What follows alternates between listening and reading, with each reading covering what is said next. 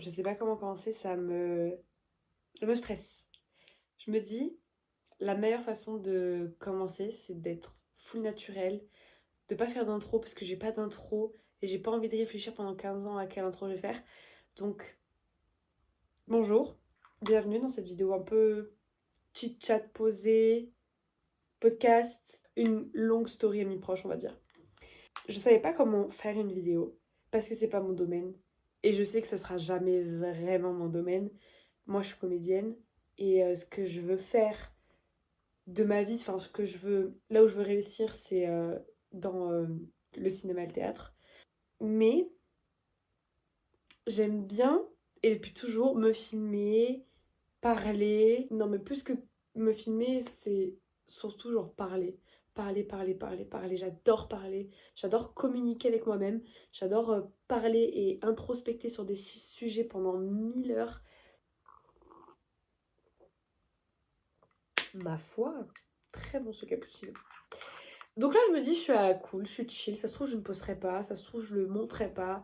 Mais genre, vraiment, je veux être tranquille et faire ce que j'aime, parler. Je dévie. Je pense que j'ai dévié déjà 3 fois depuis le début de la vidéo, mais c'est pas grave, c'est la première, elle est pas parfaite. C'est ce que j'avais dit dans le premier épisode de mon podcast, que je n'ai pas continué. J'ai un podcast, effectivement. Et je vais pas retirer mon épisode, parce que genre, c'est mon unique épisode. Et j'ai capté que c'est pas mon délire, euh, la, le podcast audio.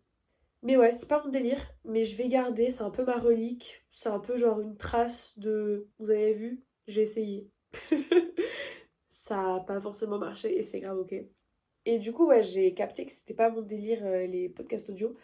Et donc ça fait très longtemps que je veux me mettre à la vidéo YouTube, mais comme je l'ai un peu dit au début de la vidéo, c'est pas mon dél. Genre c'est pas... Faut que je me mouche, bougez pas. Et forcément, j'ai pas de mouchoir. J'espère que ma team allergique se reconnaîtra dans la vidéo. Parce que là, on est en pleine canicule, hein, by the way. Mais mon nez, il a pas de frontières en fait. Il coule printemps, été, hiver, printemps, été, hiver, automne, ma foi. Ouais, du coup, je disais, c'est pas mon del. Genre, j'adore YouTube, je suis une grosse consommatrice. Il y a plein de youtubeurs que j'adore. Enfin, la youtubeuse, ça peut être chouette, mais c'est pas ce que je veux faire et je sais que je suis pas bonne à ça. Donc là, vous allez dire, ok, mais t'as un certain culot, tu vois, de faire un projet, sachant que t'es pas bonne dessus. La ring light s'est éteinte. Vous avez vu? Première vidéo qui sera certainement pas parfaite. J'espère que la qualité est quand même bien sans la ring light. Je voulais faire un teint un peu chaud et tout. Enfin, bref, tant pis. Laissons tomber. De toute façon, je suis même pas sûre de la poster. Si je la poste, il la rend. Pour revenir sur le sujet, enfin c'est pas le sujet, mais pour revenir sur l'introduction du sujet, je sais que je suis pas douée à faire des vidéos, je sais que je suis pas douée à monter. Vous allez voir que le montage sera le montage d'une enfant de 3 ans, et c'est tout ce que je peux faire, et c'est tout ce que je peux proposer. Du coup, bonjour, enchantée, Clara Lambrouck, actuellement 21 ans, et j'ai vite fait introduit le fait que j'avais un podcast, euh, et ce podcast, il s'appelait le podcast de l'acteur par une actrice. Et cet unique épisode, j'avais dit plein de trucs dedans qui ne sont tellement plus d'actualité maintenant. C'est-à-dire que vraiment, il s'est passé 1 milliard de choses dans ma vie depuis que j'ai fait ce podcast. En disant ça, j'ai eu des flashs. Un jour, je ferai un épisode. Enfin, un épisode. Pour qui je me prends? Vous avez vu, ça me fait monter à la tête YouTube. Un épisode. Non, un jour, je filmerai un autre truc où. Enfin, une autre vidéo où je répondrai, où je ferai genre une react de ce que j'ai dit dans ce podcast. Parce que même, je parlais de gens, j'abordais des trucs qui aujourd'hui, c'est plus d'actualité, girl. Mais tout ça pour dire que dans la finalité, du coup, j'ai voulu vraiment filmer cette vidéo parce que j'avais mon cerveau qui bouillonnait, j'arrêtais pas de réfléchir à qu'est-ce que je pouvais faire pour réussir, qu'est-ce que je pouvais faire pour me démarquer, qu'est-ce que je pouvais faire pour bosser, tout simplement. Genre, dans mon métier, qui est comédienne, ce qui est le plus difficile, bah, c'est de pas travailler. Vous allez me dire obvious. Mais genre vraiment, c'est... Tu peux pas vouloir faire ce métier et pas être passionné. Enfin, on va en parler, mais je veux dire, à mon niveau, c'est-à-dire en tant que personne qui n'a aucun moyen autre que de s'acharner pour réussir de filmer, ou de tourner dans des projets, ou de jouer dans des projets. Genre, tu peux pas faire ça. Tu peux pas me faire donner tous les moyens que je donne et ne pas être passionné. Donc forcément, quand je fais pas ma passion, bah ça me frustre. Et je suis pas bien dans ma peau, je suis pas bien dans ma vie. J'ai des moments de remise en question extrêmes. Je, je suis malheureuse, quoi, c'est tout. Enfin, je suis pas malheureuse à 100%, j'ai plein d'autres trucs dans ma vie qui font que j'ai des bonheurs dans ma vie, mais ce point-là, ce point-là fait que je suis malheureuse. Parce que je fais pas ce que j'aime. Et ça m'a amené à... Pour une raison que j'ignore, ça m'a fait pop la vidéo de la fille d'Alain Chabat. Je sais plus trop ce qu'elle disait, mais il me semble qu'elle disait genre que des gens lui disaient qu'elle c'était pas une Nepo Baby, etc. Et elle était morte de rire en mode, mais bien sûr que si, je suis une Nepo Baby. Genre, si moi je suis pas une Nepo Baby, qui est une Nepo Baby, tu vois? Elle disait un truc du genre. Et moi, je trouve ça génial elle en parle comme ça et qu'elle le dédramatise en gros parce que ça a fait écho pour moi à une autre vidéo où il me semble que c'est Angelina Jolie qui discutait sur le plateau de C'est à vous et qui disait à quel point c'était difficile pour les fils d'eux. Et la fille dans la Shabbat, elle disait que effectivement tu pouvais être heurtée à des échecs. Elle a même fait un réel où elle recrée un petit peu son parcours et elle en parle et on voit qu'elle a vécu quelques échecs, vous voyez, dans sa carrière. Donc c'est pas parce que t'es la fille d'eux que tu vas vivre aucun échec. Elle a dit des choses qui... Enfin, elle a pointé du doigt sa situation qui, d'une façon ou d'une autre, nous permettait à nous, les comédiens dans ma situation, d'être valorisés en fait. Parce qu'en pointant du doigt tous les privilèges qu'elle a eus, elle pointe du doigt de l'autre manière, elle pointe du doigt tous les gens qui n'ont pas eu ces privilèges et qui du coup se la butent et qui galère de fou à avoir. Genre, déjà que elle galère alors qu'elle a tous ses privilèges, ça nous fait nous rendre compte à quel point nous on galère. Enfin, ça nous fait, nous on sait, mais ça vous fait vous rendre compte à quel point nous on galère à juste avoir genre leurs privilèges. Et la seconde étape, c'est d'avoir du coup les opportunités. C'est très compliqué, c'est très très compliqué. Et donc du coup, je fais un parallèle avec Vanessa Paradis. Il me semble que c'est elle qui, sur le plateau de C'est à vous, parlait du fait que c'était difficile d'être des fils d'eux. Mais je suis désolée, je t'aime, Thalès. Je t'adore.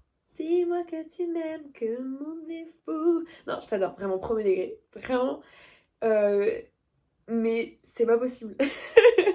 Tu peux pas faire ça. Tu peux pas me faire ça. Vanessa, tu peux pas me faire ça. Tu peux pas t'asseoir à ma table.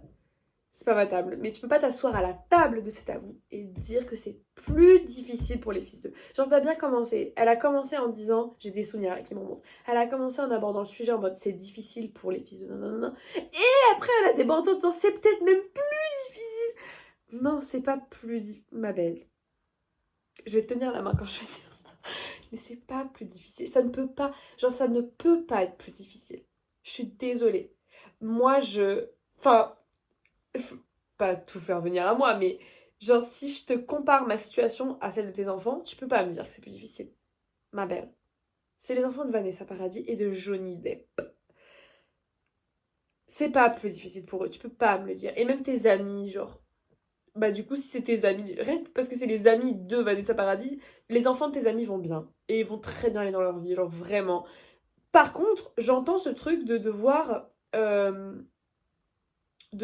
faire vraiment sa place en tant qu'individu. Ça, je le comprends tout à fait. Moi, je suis pas une fille d'eux, je suis pas une Nepo Baby, donc je peux pas tout à fait me mettre à votre place, mais c'est important pour moi de mettre de la nuance et pas juste de parler avec l'ego de quelqu'un qui est un peu blessé parce que il n'est pas vu et il n'est pas compris par rapport à sa situation. Je me mets aussi à la place du coup de ces personnes privilégiées qui ont forcément eux aussi des difficultés dans leur situation. En fait, il n'y a pas de bonne ou de mauvaise situation, mais clairement, genre, on a dans les deux cas, on doit se battre pour quelque chose.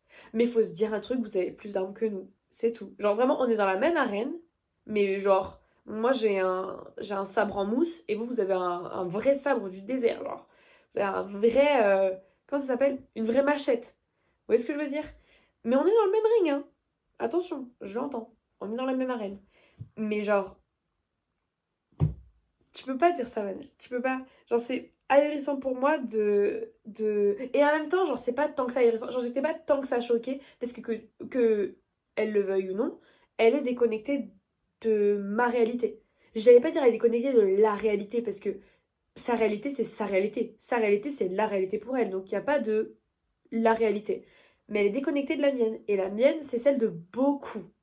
Donc, c'est pour ça que la réalité de sa minorité, puisque ça reste une minorité, genre les Nepo Baby et tout dans le cinéma, ça reste une minorité. Si on devait compter tous les Nepo Baby, tous les fils d'eux qui travaillaient, il y en a beaucoup, mais comparé à genre tous les comédiens et les acteurs émergents qui essayent de travailler, même pas émergents, genre tous les aspirants comédiens et acteurs qui rêvent et qui rêveraient d'avoir des privilèges et des opportunités, ça fait pas le poids.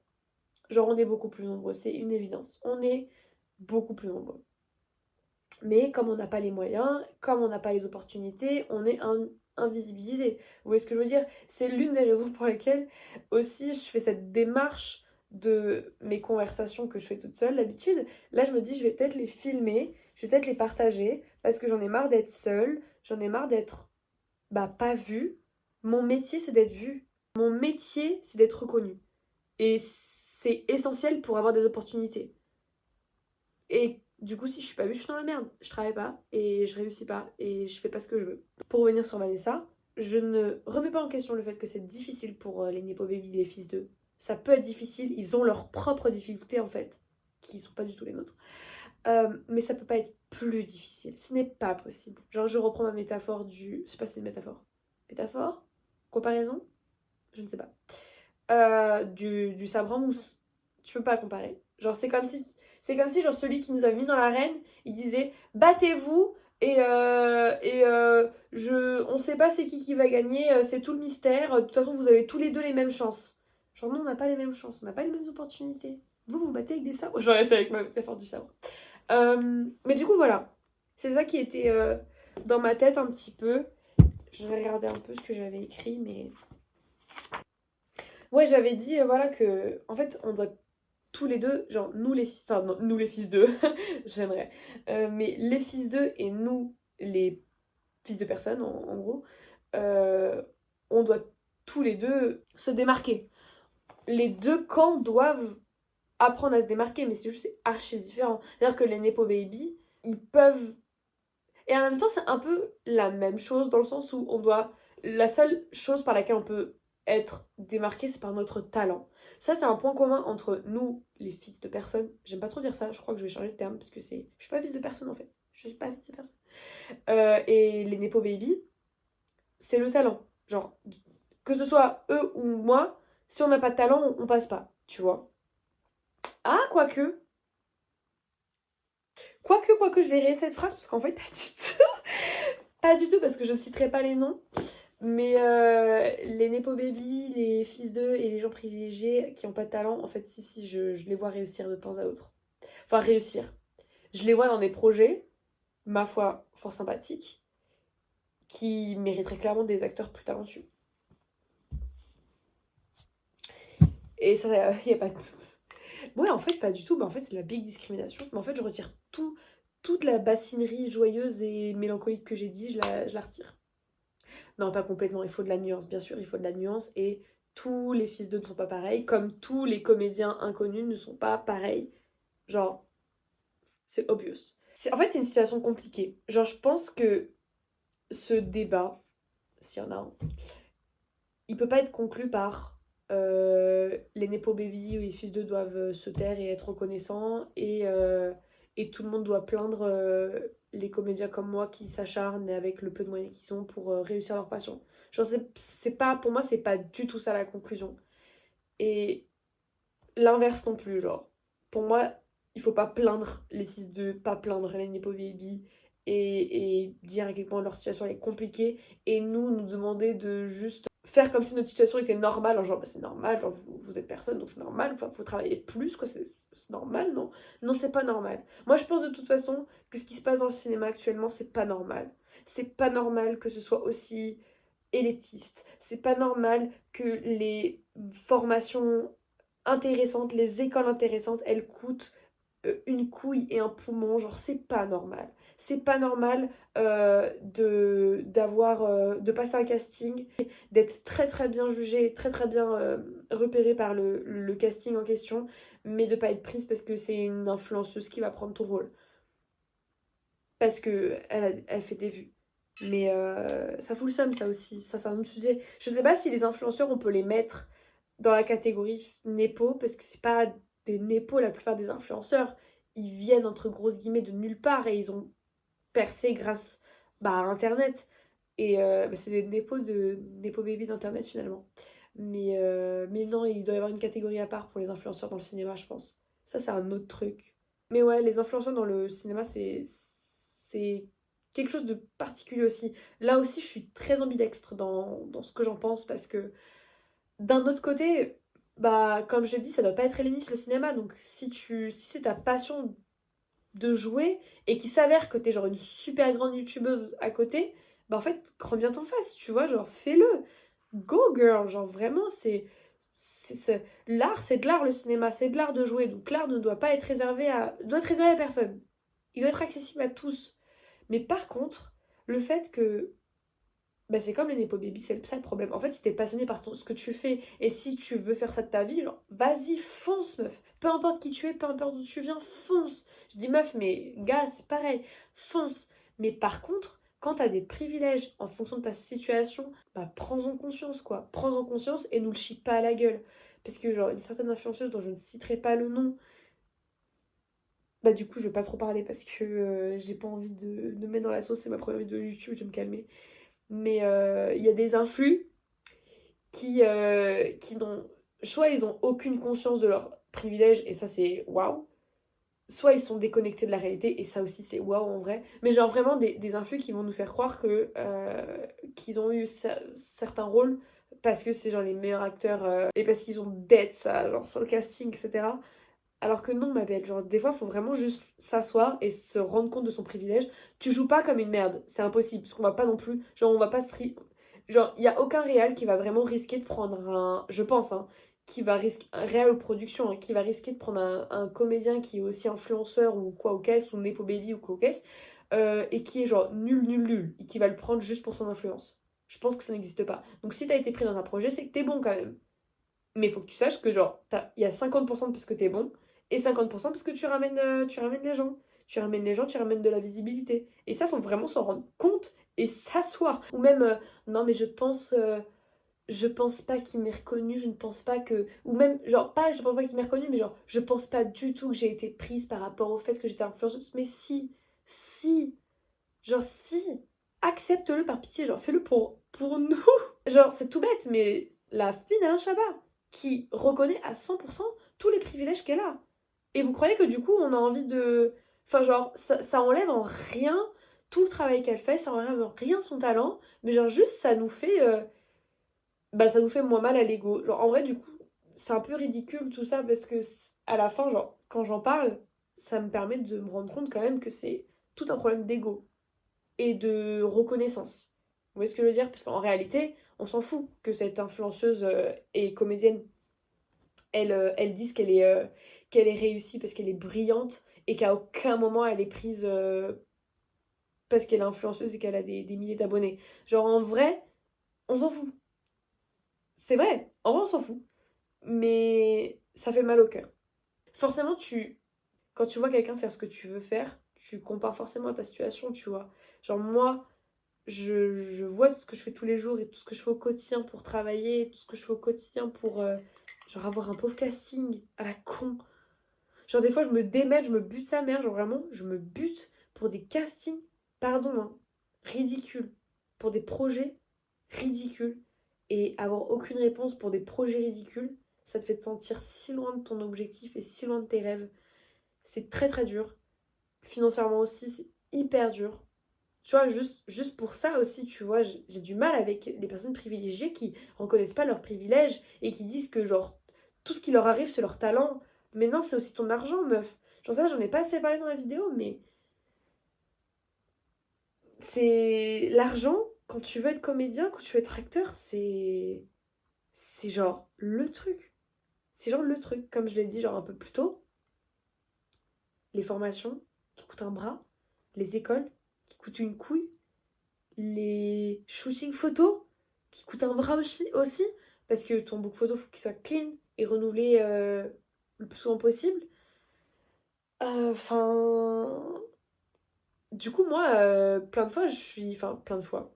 Actuellement, je veux dire, je suis dans la merde très souvent financièrement parce que bah, je fais des sacrifices, vous voyez, genre, on parle souvent de ce truc un peu rêve américain en mode ouais, faut faire des sacrifices et tout, des gros sacrifices, des gros changements pour réussir. Mais moi, j'en fais tout le temps. C'est pas genre des trucs de zinzin que je fais et qui sont vraiment remarquables aux yeux de tous, mais genre moi, aux yeux de ma vie, je le vois, genre tout con, mais je suis venue au tapis de l'ouverture de la deuxième ou la troisième année de l'ouverture, la cérémonie d'ouverture, pardon, je ne savais plus parler, la cérémonie d'ouverture du festival de cinéma de Biarritz Nouvelle Vague. Et j'étais venue avec une pancarte et une trop jolie robe et des trop jolies chaussures. Et parce que je voulais marquer, faire un coup de com' et tout.